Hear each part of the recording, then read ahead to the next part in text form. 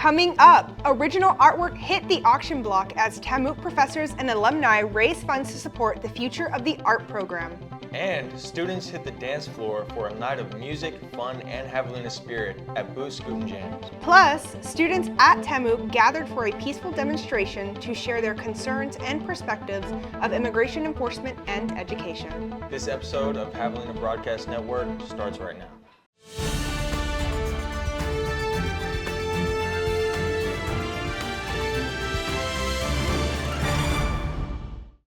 Welcome to this episode of the Javelina Broadcast Network. I'm your host, Lavelle Barrera.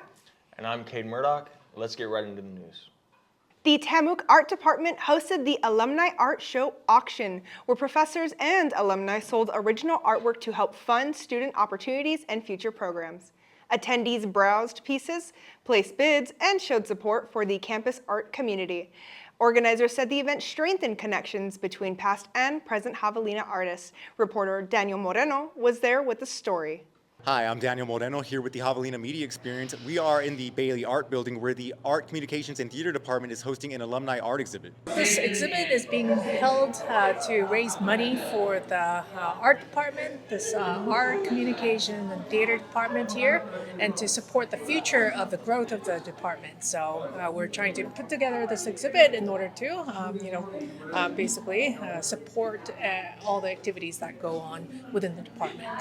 The fundraiser would benefit all the programs that we have as part of our department. There are 23 participating artists in this exhibit, and they include the faculty that are teaching here who graduated from here, such as Jesus de la Rosa, who's our painting professor, and our printmaking professor, Omar Gonzalez, and we have contributors such as Amado Pena, who's one of our first graduates from our art department from 1965. He also contributed a piece, and we also have pieces by artists such as Elsie Chapa Arias. She works as part of the makerspace at TAMUK. A lot of TAMUK community contributed to the exhibition overall. How long will this exhibit be running, and do you see it going on in the future? I believe the exhibit will be running through April. You can go take a look at the posters out in front here. People can come by the gallery and make bids. We do have a book set up in the corner heading out to the studios where you can take a look at the works of art, has the artist's names, titles of the pieces, and place a bid there. You just write your name and whatever the starting price is that you want to go at, and then you can use the QR code to go online and do the actual bidding process there. You contributed personally to this exhibit. Were you considered honored to be, asked to contribute? I was very taken aback. I was not expected to receive the email that I was referred by a very known artist that I admire. So I was very happy and excited to be part of it. And honored because I am a 3 times alumni. I will be this May anyway. So this is home. This is where I've been for the last almost 40 years. So I'm here. It's a labor of love being here and being part of my alma mater. So being part of something so special for the department that is one of my passion, which is the arts. It's very special. I am Daniel Moreno. Thank you for joining us for the Javelina Media Experience at the Art Alumni Exhibit. Students gathered for Boot Scootin Jams, a night filled with music, dancing, and Javelina spirit. Attendees spent time with friends in a fun and relaxed environment outside of the classroom. Organizers said the event gave students a chance to unwind and connect.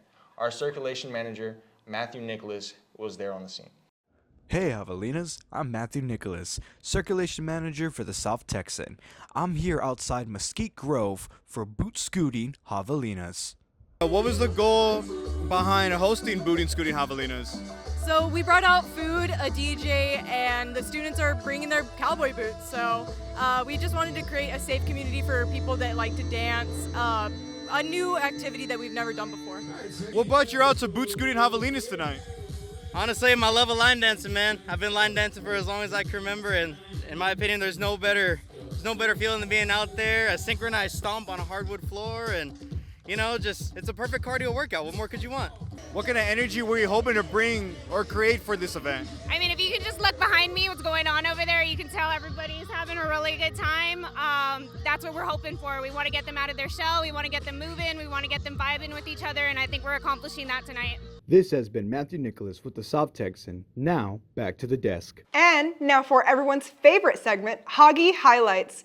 TAMUK students celebrated Valentine's Day during the Blooms and Cartoons event, where flowers were handed out across campus. The event created a lighthearted atmosphere filled with smiles and kind gestures. Organizers said the goal was to spread positivity during this busy semester. Students reflected on their goals during a vision board event focused on creativity and inspiration. Participants used their drawings, magazines, and messages to express their hopes for the future. Before we get into this episode's last story, here's a quick word from our sponsor.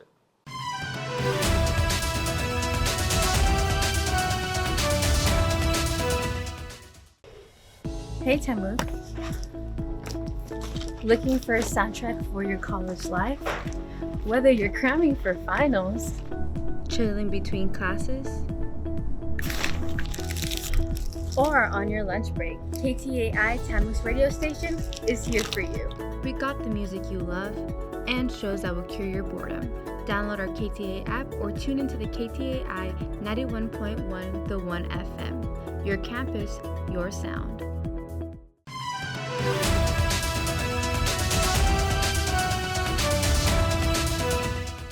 Hey Javelinas, welcome back to the second half of this episode on the Javelina Broadcast Network. I'm your host, Lavelle Barrera.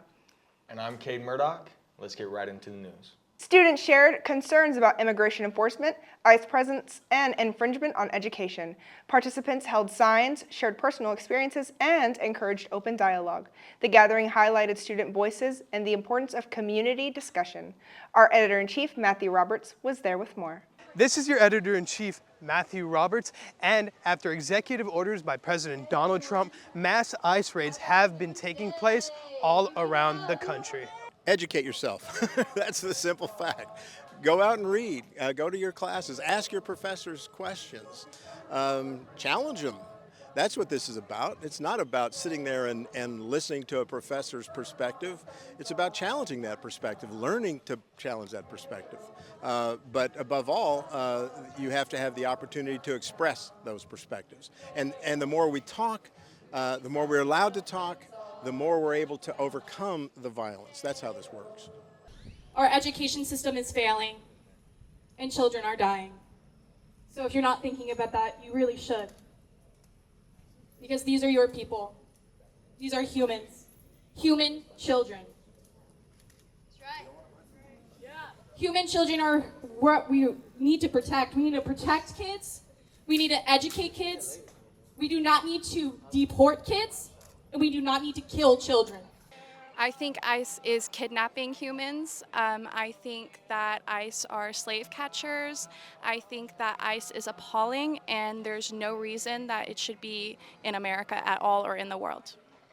I think it's important to acknowledge that Obama deported the most immigrants, and Biden followed him right on up. So the most important thing to me is that it doesn't matter which administration, Republican or Democratic, was voted in. Did we really vote them in? And also, they have H-2A and farmer programs where they bring immigrants in, and then the next year they decide to cancel them, and all of a sudden the workers are illegal. So they need to have something more consistent, and we need to remember who lived on this continent before Europeans came over. Students have gathered here outside of the M-Sub to show support for those targeted by ICE. With the Javelina Broadcast Network, this has been your editor-in-chief, Matthew Roberts. Thank you. That's all for us. Don't forget to subscribe to the Javelina Media Experience for more news on campus and pick up your copy of the South Texan. I was your host, Lavelle Barrera. And I'm Kade Murdoch. Thank you for watching Javelina Broadcast Network.